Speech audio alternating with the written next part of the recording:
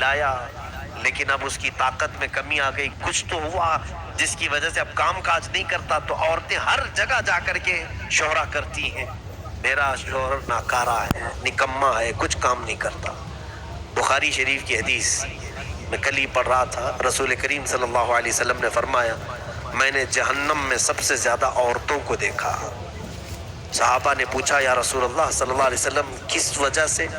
حضور فرماتے ہن یکفرن العشیر، وہ اپنے شوہروں کی نافرمانی کی وجہ سے۔ پوچھا کہ کیا کرتی ہیں وہ شوہروں کے ساتھ؟ حضور صلی اللہ تعالی علیہ وسلم فرماتے ہیں کہ اذا احسنت احداہن الی احداہن الدہر، یعنی جب تم ان میں سے کسی ایک کے ساتھ پورا زمانہ بھر احسان کرو، زندگی بھر تم اس کے ساتھ احسان کرو، پھر جب تم میں سے ایک چیز اگر اس کو نہیں ملی تو کہتی ہے کہ میں نے تیرے ساتھ کبھی بھلائی دیکھی نہیں،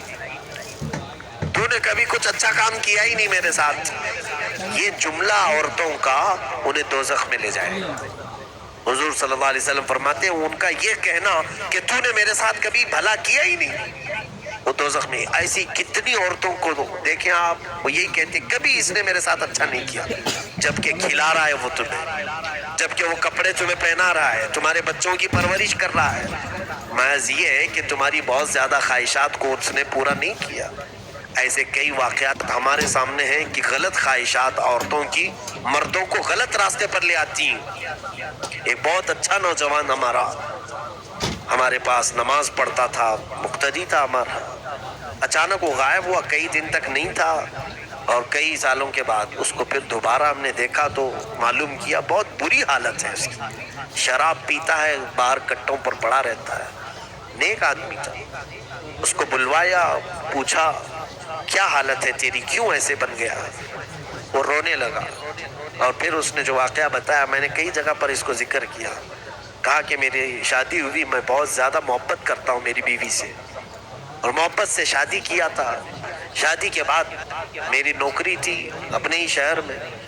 لیکن میری تنخواہ پوری نہیں ہو پاتی تھی، میری بیوی کے جو خواہشات تھے میں اس کو پورا نہیں کر پاتا تھا۔ میری بیوی کے لیے پھر مجھے اپنا شہر چھوڑ کر بنگلور جانا پڑا، میں نے کوئی بڑی نوکری کی تلاش کی، وہاں پہنچا، وہاں پہنچ کر کے جب میں کمانے لگا تھوڑی زیادہ پیسے ملے اور بھیجتا تھا، لیکن گھر میں مہینہ ہونے سے پہلے ہی وہ سارے پیسے خرچ ہو جاتے ہیں۔ پھر اخراجات کے لیے میری بیوی مجھے پتہ نہیں کیسے کیسے تانے مارتی تھی، تو پھر ایسا ہوا کہ میں قرض لینا شروع کیا، قرض میں بھی ڈوبا، ٹینشن اتنا بڑھ گیا،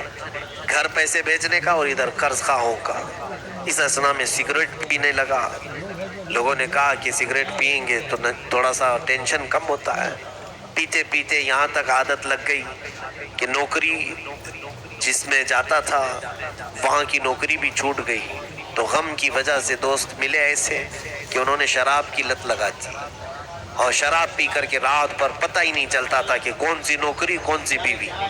سب ختم۔ اور اس کے بعد حالت ایسی ہو گئی کہ شراب پی پی کر کے اس کے پھیپھڑے خراب ہو گئے، اس کے گردے سڑنے کو آ گئے، اتنی کثرت سے اس نے پی۔ عمر اس کی 35 سال، 35 سال کی عمر میں اتنے ساری چیزیں کر لیا۔ خیر اس کے بعد اس کی حالت صحیح ہوئی تھوڑی سی، لیکن اس خاتون کے متعلق میں نے نصیحتاً اس کے گھر بھی بھیجا کہ آپ ہمارے اسلام سے تعلق رکھنے والی میری بہن، ایک مرد کے بگاڑنے میں یا اس کے بگڑنے میں تمہاری خواہشات کا بڑا رول ہے۔ کاش اگر تم اس کو یہ کہتی کہ شراب اور سگریٹ کو ہاتھ مت لگانا، چاہے مجھے آدھی ہی روٹی کیوں نہ بیچو، اگر یہ کہتی تو شاید تیرا شوہر آج اس طرح سے گردوں کی بیماری میں نہیں ہوتا۔ آج اس کی بیماری پر کوئی دیکھنے والا نہیں ہے، اور واویلا کرتی پھرتی ہے کہ مجھے مسکین بنا ڈالا، کم عمر میں مجھے ایسی نوبت پر لے آیا۔ یہ ساری وجہ عورتیں کبھی کبھار بن جاتی۔ میں خواتین سے ضرور کہوں گا کہ اپنے شوہروں سے طلب کریں، تم محبت کے ساتھ ساری چیزیں طلب کرو، لیکن اتنا پریشر نہ ڈالو کہ وہ حرام کاموں کی طرف چلا جائے، اتنا پریشر نہ ڈالو کہ وہ تمہارا شوہر حلال کو چھوڑ کر کے پھر ڈاکہ زنی کرنے لگ جائے، چوری کرنے لگ جائے۔ ظاہر سی بات ہے جس شوہر کی آمدنی 1000 روپے ہو تم 5000 کا میک اپ سیٹ مانگو گی تو چوری ہی کر کے لائے گا نا، یا تو پھر کسی کو ٹوپی پہنائے گا، دھوکہ دے گا، یا تو پھر قرضہ لے کر کے آئے گا شریف آدمی بھی ہو۔ یہ خواہشات اتنی زیادہ نہ ہو، اتنی زیادہ نہ ہو